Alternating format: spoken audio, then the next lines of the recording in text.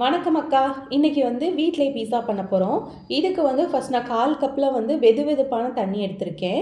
சுடு தண்ணி எடுக்கக்கூடாது, நல்லா வெது வெதுன்னு தண்ணி எடுத்துக்கணும். அதில் 2 ஸ்பூன் சுகர் ஆட் பண்ணி நல்லா கலந்துக்கிட்டு, அதே ஸ்பூனில் 1 ஸ்பூன் அளவு ஈஸ்ட் நான் சேர்த்து கலந்து விட்டுருந்தேன். ஸோ இதை நல்லா கலந்து விட்டுட்டு ஒரு 15 to 20 மினிட்ஸ் அப்படியே ரெஸ்ட்டில் விட்டுருவோம். 15 to 20 மினிட்ஸ்க்கு அப்புறம் இது ஈஸ்ட் நல்லா ஃபர்மெண்ட் ஆகி வந்திருக்கும். எனக்கு சூப்பராக ஃபர்மெண்டேஷன் நடந்திருக்கு. ஸோ ஆனால் இதோட ஸ்மெல் மட்டும்தான் எனக்கு பிடிக்கல. நல்ல புளிச்ச ஒரு மாவோ இல்லை தயிரில் இருந்தோ ஸ்மெல்லு வருமே, அந்த மாதிரி ரொம்ப ரொம்ப புளிச்ச ஸ்மெல்லு வருது. ஸோ இப்போ நம்ம டோ ரெடி பண்ணிடலாம். அதுக்கு மைதா எடுத்திருக்கேன், கொஞ்சம் உப்பு சேர்த்து, அதுக்கப்புறம் நம்ம ஃபர்மெண்ட் ஆகி வச்சுருக்கக்கூடிய தண்ணியை ஆட் பண்ணி நம்ம டோ ரெடி பண்ணணும். ஆக்சுவலி இந்த டோ ரெடி பண்ணுறது ரொம்ப ரொம்ப ஈஸி. சப்பாத்தி மாவு மாதிரி ரொம்ப கஷ்டப்பட்டு அழுத்தி பிசையணும்னு அவசியமே கிடையாது. நம்ம இந்த டோ ரெடி பண்ணிவிட்டு நம்ம ஒரு 45 to 50 மினிட்ஸ் நம்ம அப்படியே விட்டுடலாம்.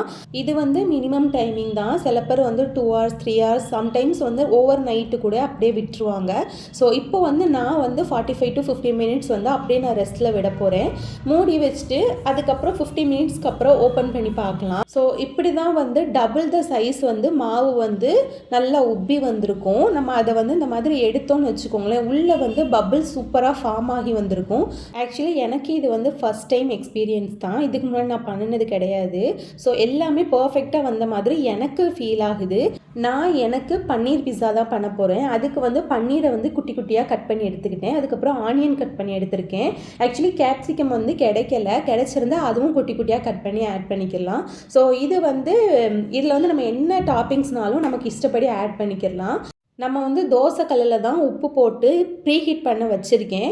ஸோ அதனால ஒரு பிளேட்டில் பட்டர் நான் தடவிக்கிட்டு அதுக்கப்புறம் ஒரு பால் சைஸ் டோ எடுத்து நான் அந்த மாதிரி ஸ்ப்ரெட் பண்ணிக்கிறேன்.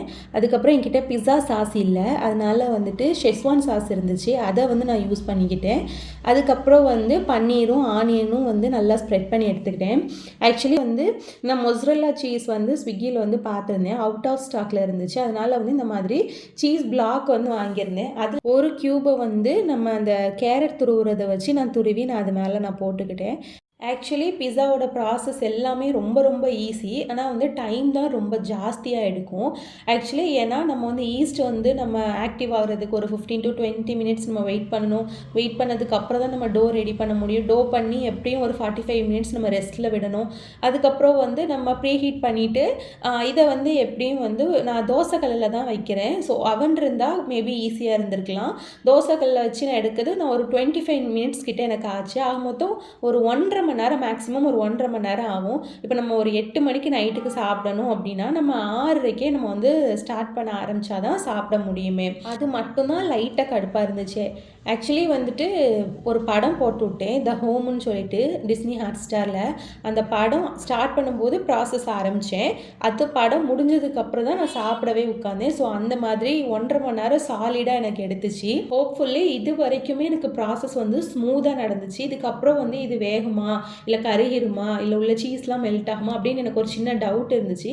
ஏன்னா நான் இந்த மெத்தடில் இன்ஸ்டன்ட் பிஸா தான் நான் ரெடி பண்ணியிருக்கேன். ஸோ இது நம்ம டோ ரெடி பண்ணி வைக்கிறதுனால இது ஒர்க் ஆகுமா அப்படின்னு டவுட் இருந்துச்சு. ஆனால் சூப்பராக ஒர்க் ஆகிருக்கு. உண்மையிலே நானாக இது ரெடி பண்ணினேன் அப்படின்னு எனக்கே ஆச்சரியமாக இருந்துச்சு. நான் என் ஹஸ்பண்ட்டை நம்ம டாமினோஸ்க்கு ஆப்போசிட்டில் ஒரு பிஸா கடை போடுதோம் அப்படின்னு நான் அவ்வளோ கான்ஃபிடென்ட் ஆகிட்டேன். ஆக்சுவலி ஆரிகானா ஒரு பேக் எனக்கு கிடந்துச்சு, அதை நான் யூஸ் பண்ணிக்கிட்டேன். அதுக்கப்புறம் சில்லி ஃப்ளேக்ஸ் என்கிட்ட கிடையாது. அதனால நான் ஒரு 6 ரெட் சில்லி எடுத்து இந்த மாதிரி கிரைண்ட் பண்ணி எடுத்து மேலே தூவி விட்டுக்கிட்டேன். ஆக்சுவலி செஸ்வான் சாஸே கொஞ்சம் ஸ்பைஸியாக தான் இருக்கும். இதுக்கு மேலே சில்லி ஃப்ளேக்ஸ் போட்டது ரொம்ப ஸ்பைஸியாக இருந்துச்சு. ஓவராக ஸ்பைஸியாக சாப்பிட்லாம் அப்படிங்கிறவங்க சாப்பிடுங்க, அப்படி இல்லைன்னா சில்லி ஃப்ளேக்ஸை கட் பண்ணிடலாம். ஸோ இது சீஸ் அவ்வளோவா சீஸியாக இல்லை. மொசரல்லா சீஸ் யூஸ் பண்ணியிருந்தோன்னா ரொம்ப சீஸியாக இருந்திருக்குமோ என்னமோ தெரியல. ஆனால் டேஸ்ட்டு செம்மையாக இருந்துச்சு. நிஜமாலுமே எனக்கு ரொம்ப சந்தோஷமாக இருந்துச்சு. எனக்கு என்னமோ நான் ஒரு செஃப் ஆகிட்ட மாதிரி எனக்கு ஃபீல் ஆகுது. இந்த டிசிடிசிலலாம் செஃப் ஆஃப் த வீக் கொடுக்கும்போது அவங்க எவ்வளோ ஒரு மாதிரி ப்ரவுட் மொமெண்ட்டாக இருக்குமோ அந்த மாதிரி எனக்கு ஃபீல் ஆச்சு. ரிமைனிங் டோவில் என் ஹஸ்பண்ட்க்கு சிக்கன் பீஸா பண்ணியாச்சு. ஸோ நானே பண்ணிவிட்டேன், எல்லாருமே பண்ணலாம், கான்ஃபிடென்ட்டாக பண்ணுங்க. டாட்டா.